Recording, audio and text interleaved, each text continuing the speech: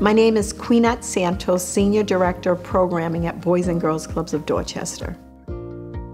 So I oversee the Music Clubhouse, the teen program, and then my main position is to oversee the Walter Denny Youth Center, which is housed at Harbor Point, which is a program that I was in growing up.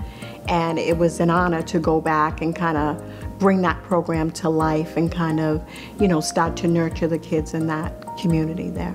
This is kind of crazy how I found myself at the Boys and Girls Club. I am a mother of 5, and my oldest son, we went to the clinic one day, and the nurse was asking him what did he like to do for extracurricular activities, and he was like, I like baseball, I like basketball, there's no real places to play in the community. And so she's like, oh, I have this great place in Dorchester, because she was a part of the Boys and Girls Club growing up.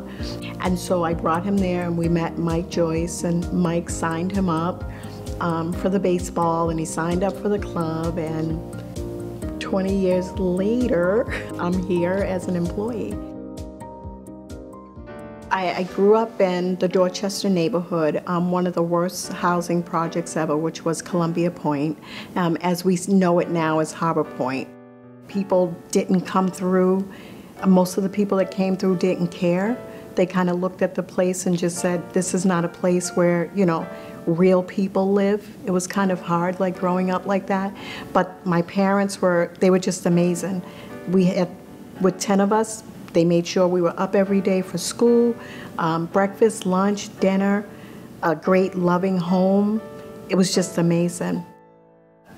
As a child growing up in a community that was just unhealthy, unsafe, and unfair to kids, I just believe that all kids should have the opportunity just to be kids, to be able to live, to be able to get dirty, to be able to laugh without people getting nervous or upset about it.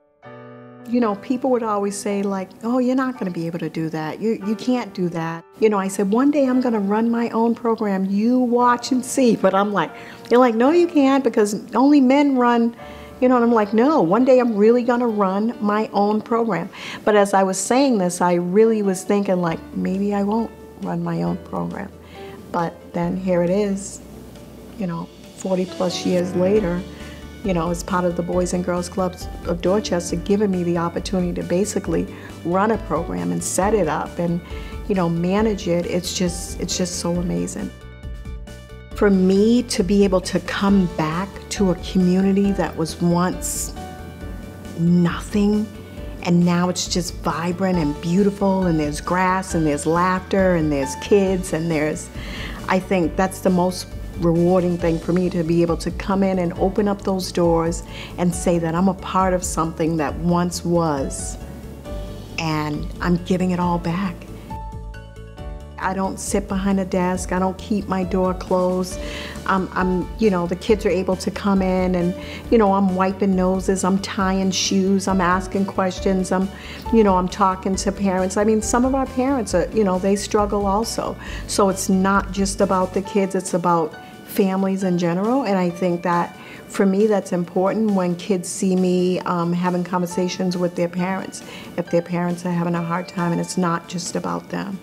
And I think that's where the nurturing and the care and the love comes from. One of my things for me and my staff every day, we stand at the front and kind of greet the kids coming in to make them feel important and to know that they're important. Don't forget what it means to care. Caring is the most important thing. And sometimes we can get overwhelmed with caring too much, but for me, there's no such thing as caring too much. Just make sure that when you're putting yourself out there that it's real, because you want people to trust and believe in what you do.